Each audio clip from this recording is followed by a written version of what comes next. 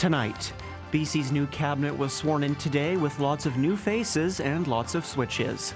Plus, the Caledonia Nordic Ski Club is preparing to host another big national biathlon tournament just a few days into 2025. And the Cougars split their weekend against the Kelowna Rockets.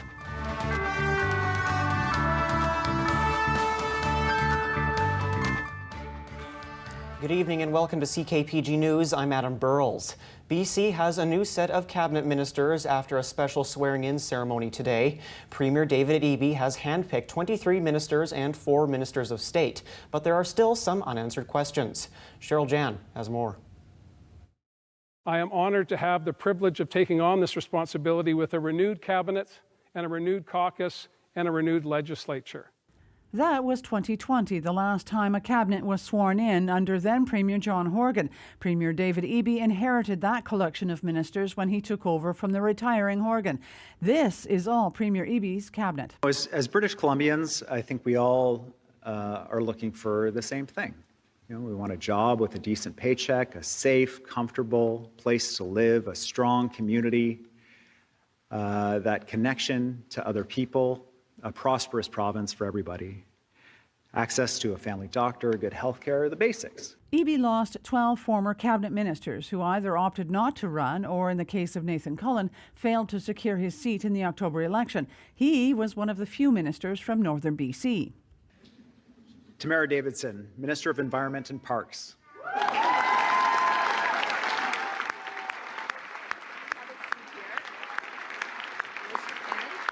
Newcomer Tamara Davidson, the MLA for North Coast Haida Gwaii, becomes the only minister north of Hope.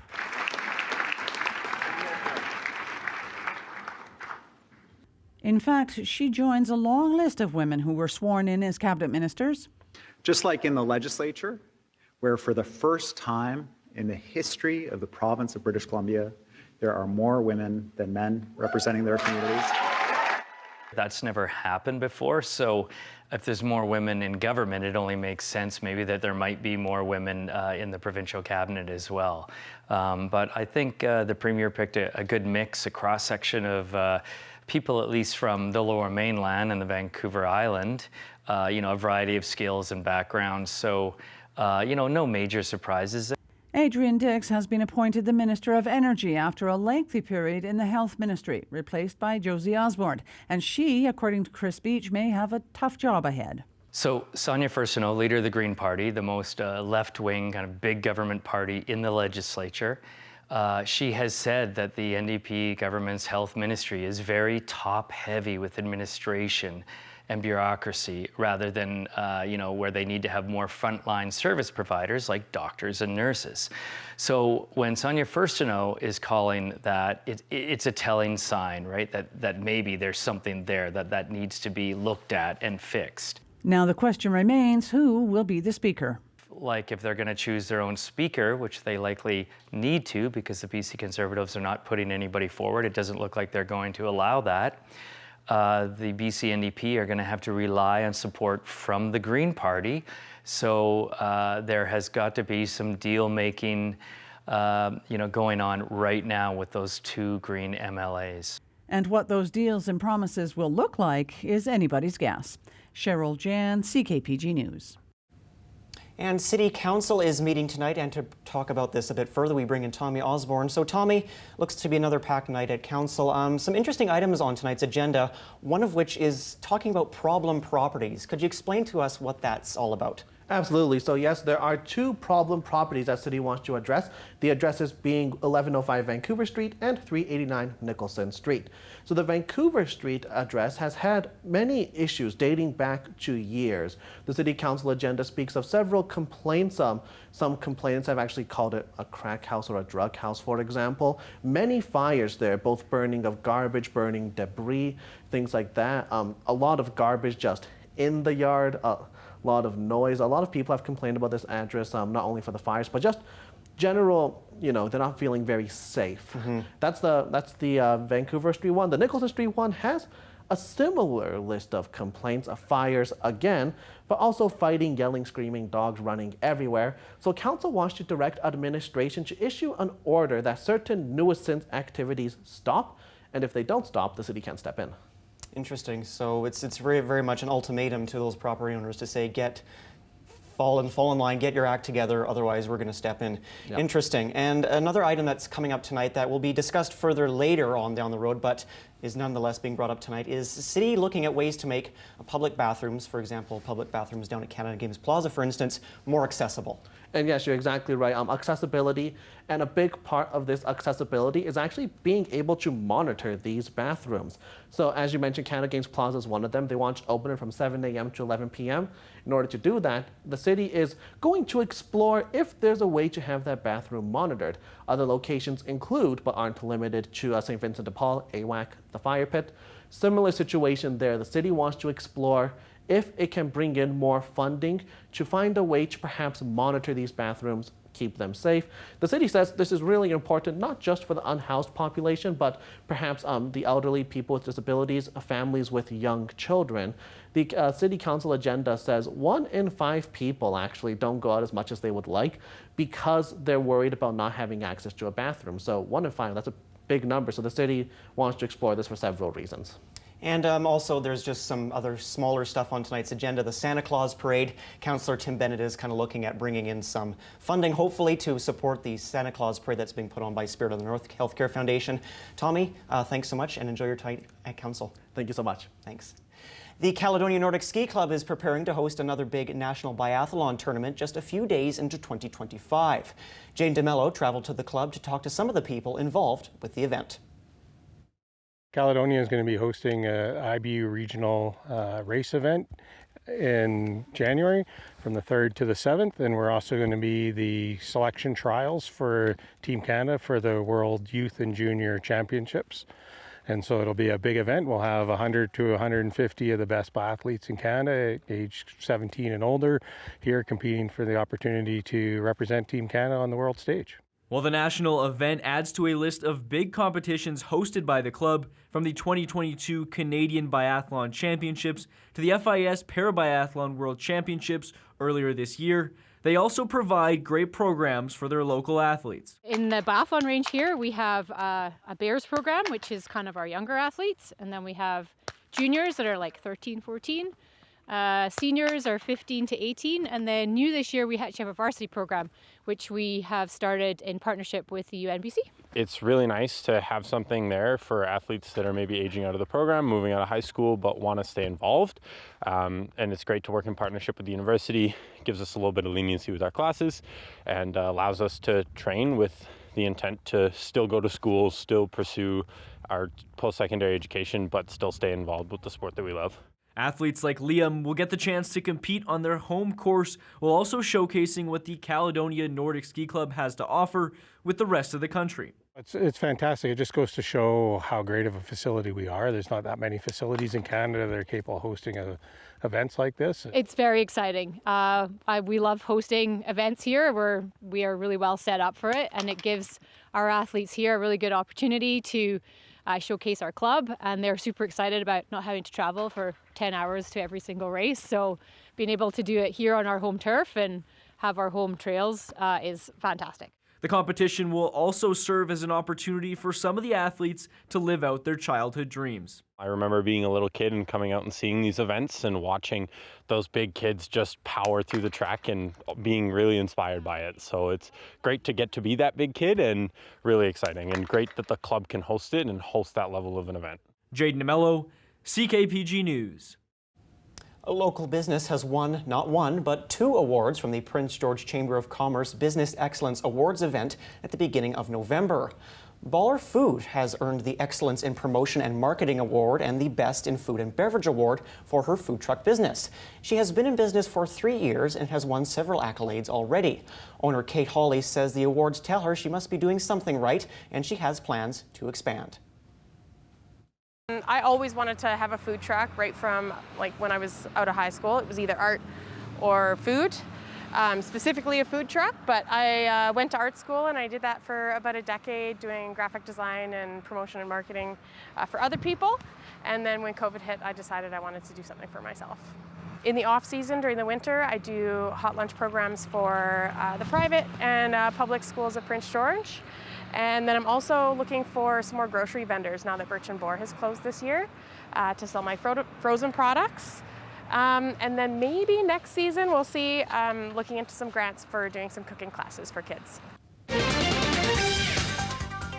The lowest gas price in Prince George is $1.42.9 per litre at Costco. This also happens to be the lowest price in the province right now.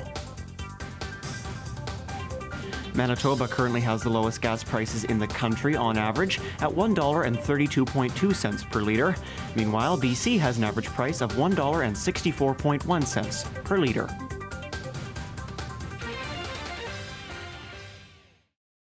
CKPG Sports is delivered by Domino's. Join the Domino's Lunch Club with 25% off all regular price pizzas every day. Visit domino's.ca to join the club. The Cougars continued their season-long 6-game homestand on the weekend with a back-to-back against the Kelowna Rockets. Jane DeMello catches us up on how the Cats fared in the doubleheader. Prince George entered the weekend grabbing points in their last 22 home games dating back to last season, and they came out strong in Game 1 on Friday. And on the forecheck is Matteo Denis. Denis up top to Commence. He holds and shoots and scores! What a shot from William Commence on the right wing! Dallas picks up the rebound, goes in the middle of Parasak, slides left. Here's Carls, scores! Carson Carls, his first in the WHL, puts the Cougars ahead 2-0. Carl's first league goal doubled the Cougars' lead less than 6 minutes into the game. While that was cut in half later in the period, the Cats were looking to claw it right back before the end of the first frame. Commence, nice play, left circle, holds, hit front, scores! William Commence just winds his way in and spots Lee Shergott, who's got 3 goals in 3 games. Commence's beautiful setup gave him a first period Gordie Howe hat-trick and a 2-goal lead at the break. 6 minutes into the second, the Rockets cut their deficit to 1, but less than 2 minutes later, Prince George were on the power play. Shergott top of the circle, down low, Parasak, headbutt, scores! Guess who? Cohen Ziemer has another! The WHL's first star of the week scored his team-leading 18th of the year, and it would stand as the winner as the Cougars staved off Kelowna 4-3 in the weekend opener. In Game 2, it was the Rockets that were out to a 3-1 lead this time, but after Borealis' second of the night and a third-period snipe from Hunter Lang, it was a tie game late. Here's Evan Greening, goes behind the goal, to Ziemer, back counter, Bella, another chance, he scores!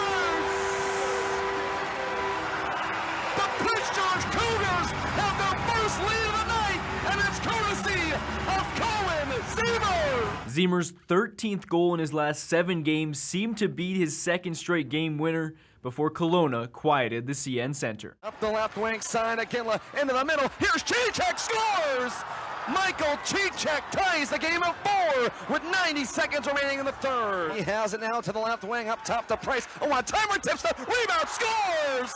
Andrew Crystal puts the Rockets ahead 5-4. The Cats' late collapse broke their 23-game home point streak as they split the weekend series and wrap up their homestand on Friday against the Blazers. Jaden DeMello, CKPG News. The TSX is up 86 points to close at 24,976. The Dow Jones is down 55 points to close at 43,389. And Canfor went up 43 cents to close at $17.39. Good evening again, everyone. We've got some clear weather to talk about for the overnight period tonight and lots of sunshine on the way for tomorrow. But look back at the day today, some flurries in some areas across most of our region.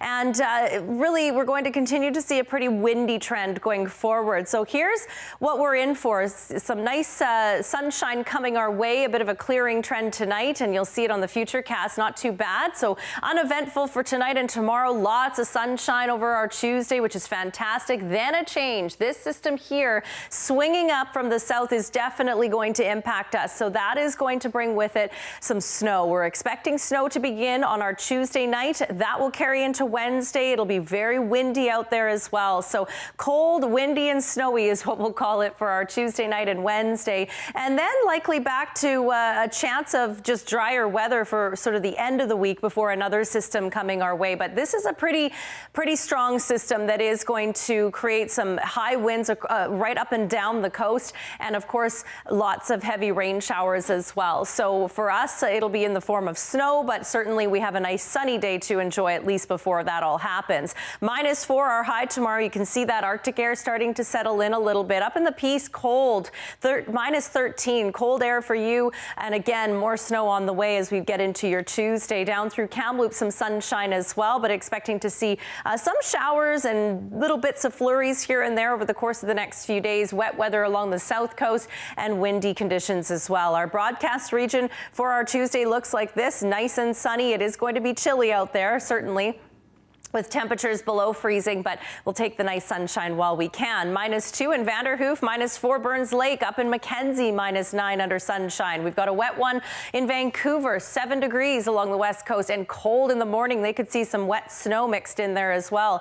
-6 in Edmonton, again, foggy patches throughout most of the early half of the day, and we're looking at some pretty unsettled weather through the prairies as well, although not quite as cold in Winnipeg as it is in Regina. 9 degrees, Montreal, sunshine. We anticipate to see more cloud cover over further east as well. So snow for our Wednesday. It will be cold and snowy and very windy. So gusty winds right through the day Wednesday. Burns Lake, -10 tonight. Cloudy skies expected.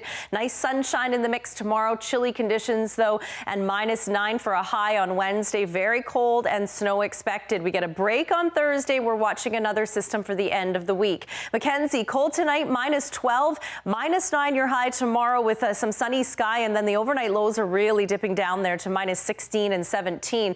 Wednesday, very snowy and cold, highs of only -14, and expecting anywhere from around 3, 4, 5, or even 6 centimeters of snow falling. McBride, -12 tonight, a cold forecast for you, but a sunny one tomorrow, and then a bit of snow beginning Tuesday night, Wednesday, and the same for us in Prince George, which I'll show you in a moment. Quesnel, though, actually a little bit more sunshine there. And for us here, we're looking at -10 with clear conditions tonight. A beautiful day tomorrow. Get out and enjoy it. You'll need to bundle up, but it'll be lovely out there. Windy, though, as we get into the later part of the day, as we anticipate that system bringing with it snow tomorrow night, and that will carry into our Wednesday.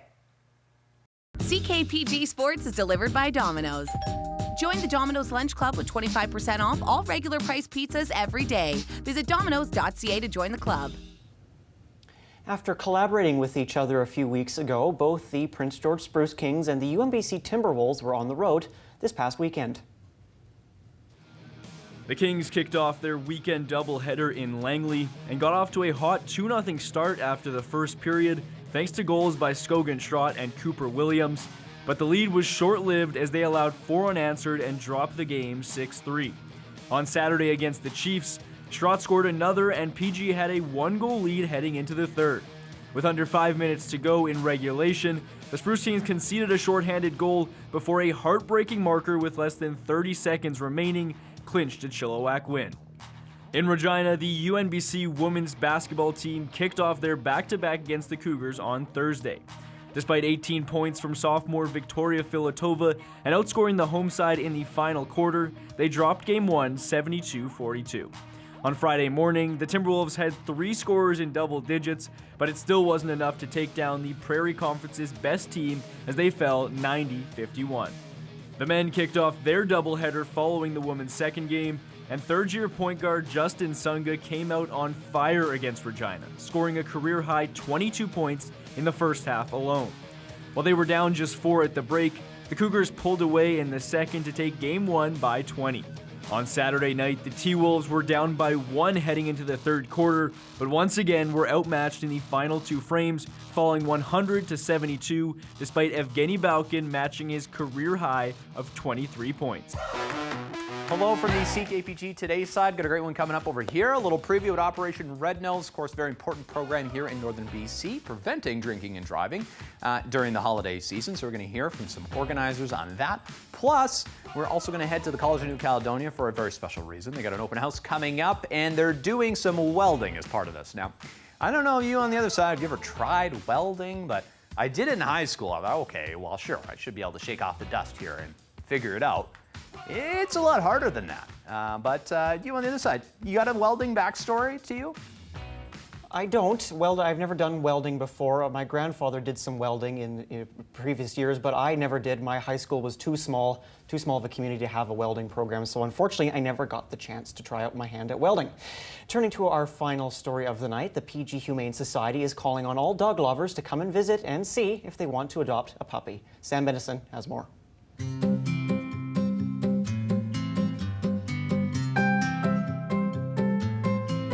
The Prince George Humane Society has gone to the dogs as they are in the care of a litter of puppies. We have Sumo here. He is one of a litter of 5 puppies that are looking for a home right now.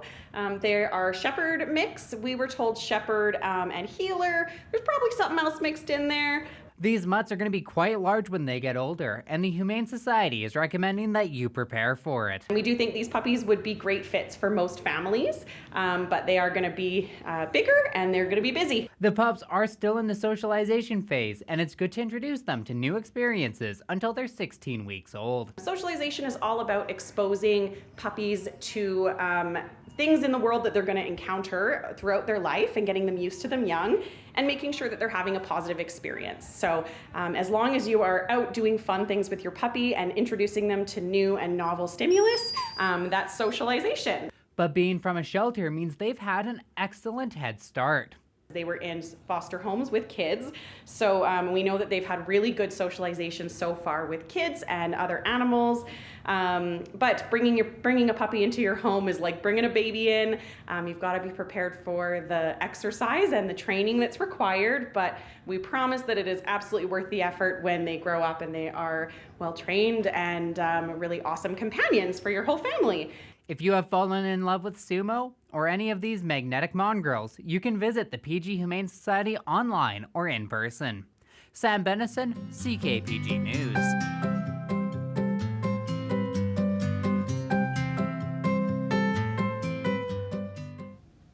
All right, that's all the time we have tonight. Thank you so much for joining us. Tonight, your last look is the Spruceland Community School for the Arts. Have a great night. Thanks for joining us. We'll see you tomorrow.